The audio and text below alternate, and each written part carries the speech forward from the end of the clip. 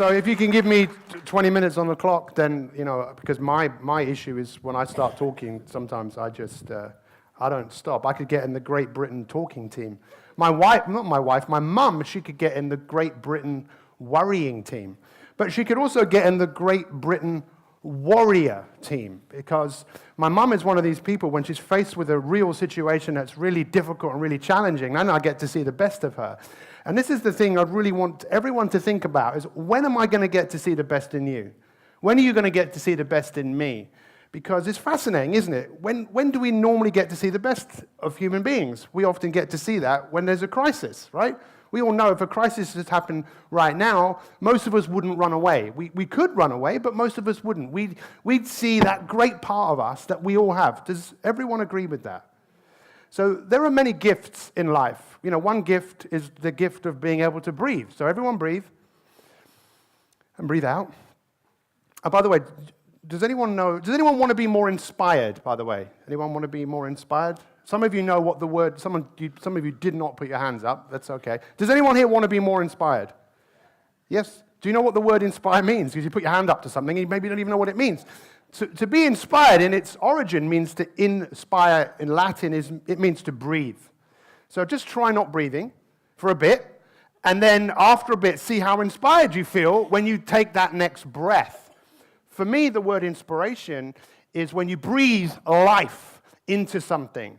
Now, I don't know what there's a few questions that we could all be asked in life that are quite challenging, right? So here's a challenging question.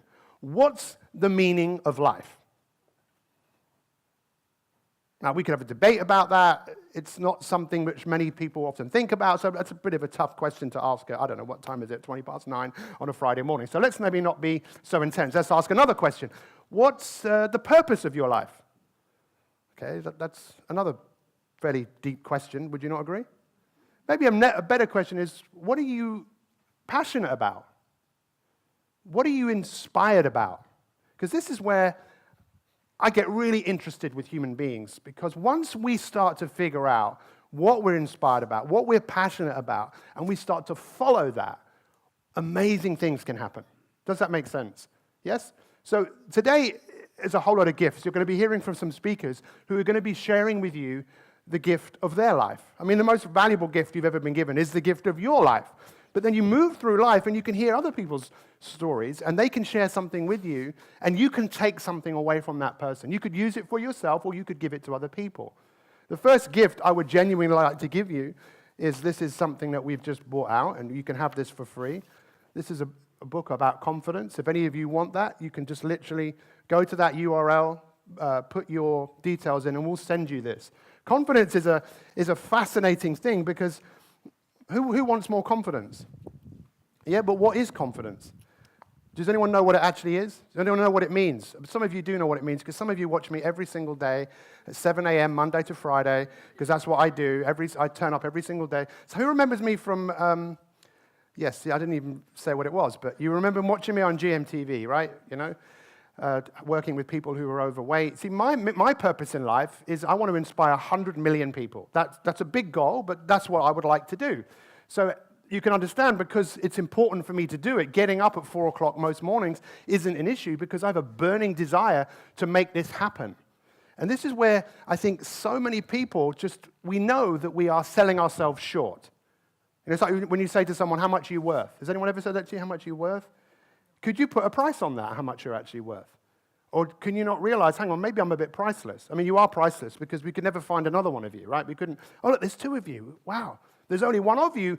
But most of us, as we probably know, we don't realize what it is that we have. We don't even realize the gifts that we have. Who knows what the oldest form of healing is? Anyone know what it is? The oldest form of healing. Any ideas? Anyone? The oldest form of healing? Come on, help me here, please. Just be a bit more responsive. What's the oldest form of healing? Anyone know what it is? Sorry? A hug? Yep. What else? Sorry? Rooming? Grooming. Rooming. I think, what's that? Being in a room with someone? Yeah, absolutely. So the oldest form of healing is touch, right? You know that. Thousands of years ago, if someone was ill, even now today in some parts of the world, if someone's ill, there's no medicine. What can you do? You could touch someone. You could hold them. But you could put your arms around them, but you actually don't have to touch someone to touch them. You can touch them by how you feel. If you don't believe me, let's all go away from here today and be in a really bad mood. And go up to people and just be really in a bad mood. And see how long it takes until some people go, uh-oh, what's wrong with you? Or try being angry, try being depressed. In fact, today is World Health Day. I don't know whether you know this, which is about raising awareness of depression. And I don't know about you. I think in many cases, we can beat depression by changing what it is that we do with ourselves. Would you not agree? This great gift that you have.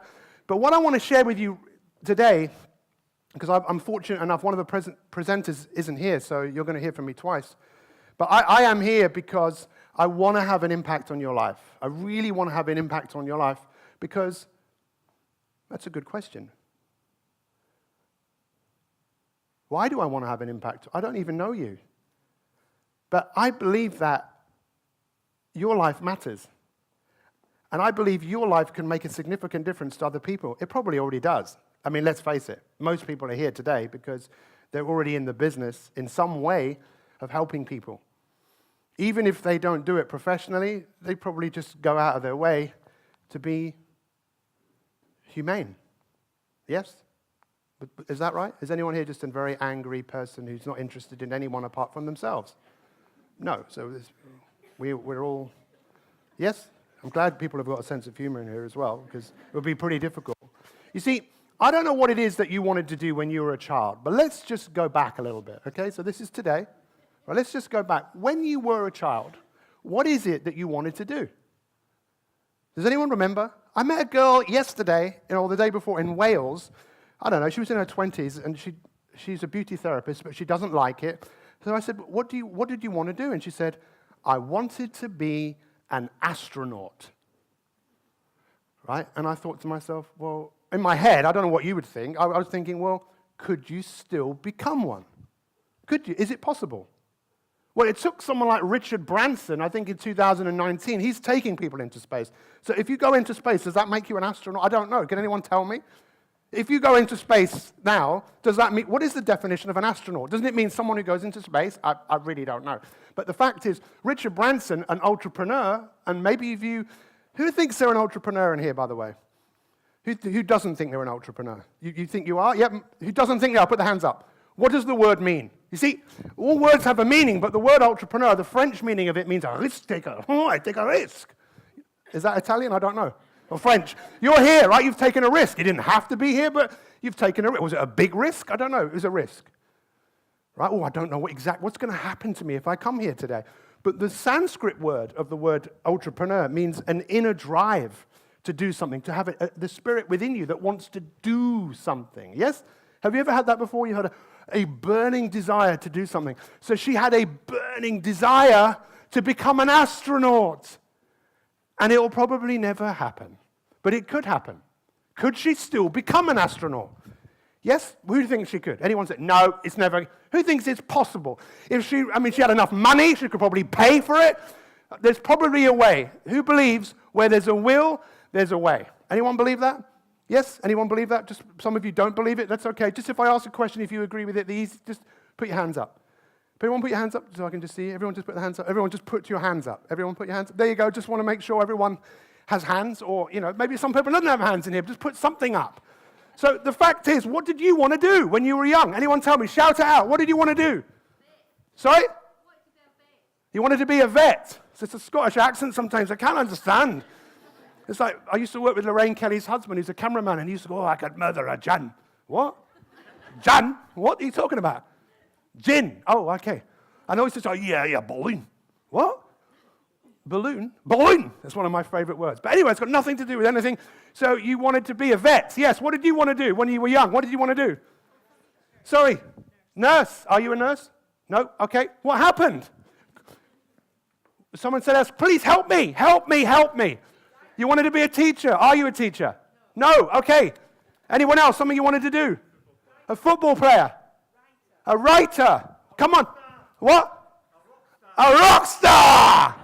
What else did you want to do? Come on, quickly, tell me. What did you want to do? It could be anything. I wanted to be a nun. Who said that? Are you a nun? You can still become one. We will support you. You see, the funny thing is, what could actually happen here today? It could happen. Someone could say, I want to do this, and there might be someone here that would say, I can help you with that. Is anyone here a nun? Because if there was a nun, they could probably show you how to become a nun. Because you don't need to reinvent the wheel. Yeah. It's too late for me. That's what a lot of people say. That's what a lot of people say. I would encourage all of you, you might want to remember this, okay? Observe the masses, observe them, but do the opposite. Don't do what the masses are doing, unless you want to do what the masses are doing. The thing is, you had a burning desire to do something, and yet you didn't do it, which probably means that you live in some way with some form of regret, right? A lot of people live with regret because this is how I see the world, that you came into the world and there was something inside you that always wanted more, right? Always wanted more. In fact, what were the first words that most babies learn to say? No!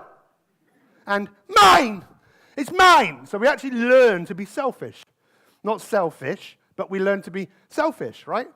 But even if we learn to be selfish, there's something inside us below that, I believe, that wants to do something of significance, wants to contribute. There's the insecure part of us that wants to be loved and appreciated, but there's a part of us that wants to have some form of impact on the world.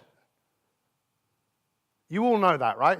You all know that. Deep down inside you, there is a yearning to do more or to be more than you are today. Yes? And when you realize that that's not happening, many people when they let themselves down, they then go to resort to behaviors which perhaps aren't always the best things for them to do. Does this make sense? This is a very quick lesson in turning your life around, but you're not going to just be hearing from me. You're going to be hearing from other people today that will maybe allow you to have a different perspective, because I'm not here to tell you I'm right. Who the hell am I? Who am I to tell you what you should do? Because I know there's a rebel in you. There's a rebel in me. Do you remember what happened? When your parents asked you to tidy your room? Did you go, yes, brilliant idea, I'm off. Tidy the room, I've done it. Right, can I tidy someone else's room? Can I tidy your room? I ain't tidying my room. No, tidy your room. No, tidy your room. No! You wait till your father gets home. Okay, I'll do it. And that's often this whole carrot and stick thing that many of us have been brought up by. If you do this, you get this. Many of us get that in work. That's old school. That's rubbish. It doesn't work. There's something inside you that needs to be woken up. And today is an opportunity for that to be woken up. It doesn't mean you have to change the world in the way that Gandhi did, or the way that Mother Teresa did, or the way that Nelson Mandela did. But you can still change the world by doing something for yourself. So I don't know about you. Let me ask you this question. Would you pay for the privilege of being a nun, by the way? Just out of curiosity. I think it is you, madam, yes? Because you said, see, it's great to think about, okay, what would you have wanted to do as a child? Now, many of you probably still could do that, but many of you think, now, I don't want to do that. But what about today? What would you pay for the privilege of doing? It's a good question, right? See, I love that expression. This woman's going, You see, people don't change when we tell them what to do. They don't. That's why diets just are a waste of time. Because the rebel in you will do it for a bit, but then you just go, sod off. I'm going back to something that's me. And when you change your life, it's your change. It's yours. You did it, right? You know that, don't you? You've seen it. It's like, you have it. I don't want it. I want you to own it. And when you're around people like that, sometimes you have to take a step back, right? Because they become more of a powerful person, a person that they could be. What we want to support you with is not so much today, it's what you do when you go home. Because there are a few key ingredients. And for me, it's an absolute pleasure to be in Scotland, because I haven't been here for a while, but there is a book that massively changed my life, even though I've written 18 books myself. But I say to people, don't read any of those, apart from the confidence one, obviously. But then after you've read that, read probably the greatest book that's ever been written, that was the brainchild of a Scotsman. You know who I'm talking about, right? Think and Grow Rich. That was written by Napoleon Hill, but was instigated by Andrew Carnegie, who became the richest man in the world, whose idea was just, oh God, iron keeps breaking. What's stronger than iron? Steel. It made him the richest man in the world. That book is so incredible, based on 17 principles. The first principle in life to be successful is, what's your burning desire? The second principle is the mastermind alliance. Who have you aligned yourself with that's going to support you in helping you get what you want? Because a lot of people won't want you to get what you want because they'll realize that they should be doing what you're doing, which is aspiring to more than they have today. That's why you're here today. You know that, right?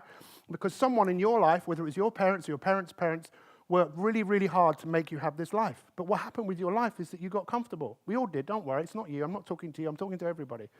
That something happened. We all just got really comfortable, and it's our biggest weakness. We get comfortable. We need to get comfortable at being uncomfortable. Really uncomfortable. We should be getting uncomfortable every day to do something to grow, just a little bit. I believe that. I might be wrong. Who am I to tell you what you should and shouldn't do? It's none of my business. My right is your left. But one of the things I learned, because I had an amazing coach for 15 years who shared with me so much, and he said to me, listen, in life, it's not about right or wrong, good or bad, positive, negative. It's about looking at things from different perspectives. The Chinese say there are 7 perspectives: front, back, left, right, up, down, and you. So you can look at things from a number of different ways rather than there's a good and there's a bad. Look at things from a number of points of view. And that's what you've all got the chance to do today, just to listen to other people's points of view and think, how could I use this to enrich my life? Because there's no such thing as new ideas. I don't think they are. They're just old ideas which have been rehashed. You see, as I come to the end of this first part of my presentation before I bring on someone who's done something which just makes me go, how did you do that? What did you have to find in yourself to do this? So what would you pay for the privilege of doing? Me, I'd pay for the privilege of doing this. I would pay for it. I'm not being paid. I'm doing this because I believe in Susie, but also it's an amazing opportunity to me to touch your lives, but also to meet people who I've never met this guy before. This Ben Dale right in front of me. Yeah, I've been helping him, and I haven't been helping. I've been inspiring him. You don't want to help people. Some people need help. I don't want to help people. I want to inspire people. You know, helping is when you go shopping for someone because they can't go shopping. I would do that for someone, don't get me wrong, but I want to inspire him to go and inspire. So it's a privilege for me to be here today. But let me just go back with me. When I was a child, I loved to do this. I loved to be on stage. You can probably tell. I'm very much at home here.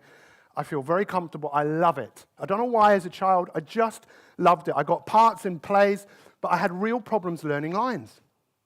Just had real problems. So the director, I often got a lead role in a play, and the director would say after a few weeks, listen, you're so far behind everyone else. And I would lose the main part, and they'd give me a smaller part, you know? That often happened in school. I was so naughty, they'd move me down a class. They didn't know what to do with me. But the reason I tell you this is I would like to think this was the next best thing, but this is better than acting in a play, because when you act in a play, you have to do the same thing all the time. But this is a privilege to me to be here. Now, the reason I tell you this is, how many of you have ever been to the theatre before? Anyone been to the theatre? Yeah? Anyone ever seen a film? What's your favourite film you've ever seen? Tell me the favourite film you've ever seen. Shawshank Redemption. Anyone else? Tell me something you've seen which has a massive impact on your life. Sorry? The Lion King. As good as it gets. What else? Come on, a film, a play, a book, something you've read. Come on. 50 Shades Darker. That's something I got to see. What else? Come on. Braveheart. What else? Green Mile. Anyone else? Something you've seen? Guess who's coming to dinner? What else? The Untouchables. So there's all films which have touched us, or books that have touched us. Let me ask you this question. Why? Why have they touched you? Why have they hit on you? I mean, for me, a Rocky 3. Who saw Rocky 3 and afterwards went for a run? I did. I came running out of the Golders Green Ionic Cinema, and I went running. Rocky 3, Eye of the Tiger. What did he say? I'm going to bust you up. Go for it. You know, and you watch these films. What about The Wizard of Oz? Because. They've probably had that on here. We're off to see the wizard, the wonderful Wizard of Oz. And you think, well, what was that all about? Well, think about it. There's a film called Finding Joe, which I would really encourage you to watch. It's about a guy called Joseph Campbell. Joseph Campbell, his best friend, surprise, surprise, was George Lucas. But Joseph Campbell inspired George Lucas. Joseph Campbell studied mythology. He looked at all of the stories that existed in Greek, Roman, Egyptian, Aborigine, Native American, Indian, looked at all of those stories, and guess what he found? A formula that is in every film you've ever seen, pretty much, apart from the Texas Chainsaw Massacre or Alien. But even with those films, there seems to be a journey where someone like Dorothy, there's Dorothy, just little Dorothy, little naive, not very confident, and then there's a tornado, and all of a sudden, through that torment, she finds herself in a situation where she's called. Something in her is called, and she's tested. Whatever film it is, can you not see? Can you not see that? Yes? Just say yes, you've seen it. Can you not see why you watch that? Because it resonates with you. There's something in you. But the only thing is that Wizard of Oz is only, 2 hours long? Your life ain't 2 hours.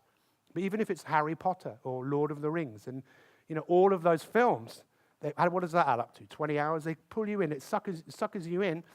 And then you're in, right? You're in. Why? Because the story resonates with you. It's called the hero's journey. Your life isn't 2 hours. Your life is about mastery. That's the key word. Please, as I wrap this up right now, for the first part of what I want to say to you, you're on a hero's journey. And it's time for you to become the hero. And it's time for you, by the way, heroes, if you know what the word means, hero, it means protector. Heros in Greek. Heros, the protector of others. And the best way to become a hero, do what's right for you, help other people. You're on a hero's journey. That's why you're here today. It's what you take away from today. I really appreciate everyone's attention. You'll be hearing a little bit more from me. You're probably going to be sick to death of me by the end of the day. But I don't care, because I know we're going to have an impact on someone's life. Yes? Am I right? Who's fired up right now? Good, because a fire eats up everything in its way. A candle can get blown out. And that's why we all need to become what's called anti-fragile, where we can take what life throws at us. So thank you so much, everyone. I hope you've taken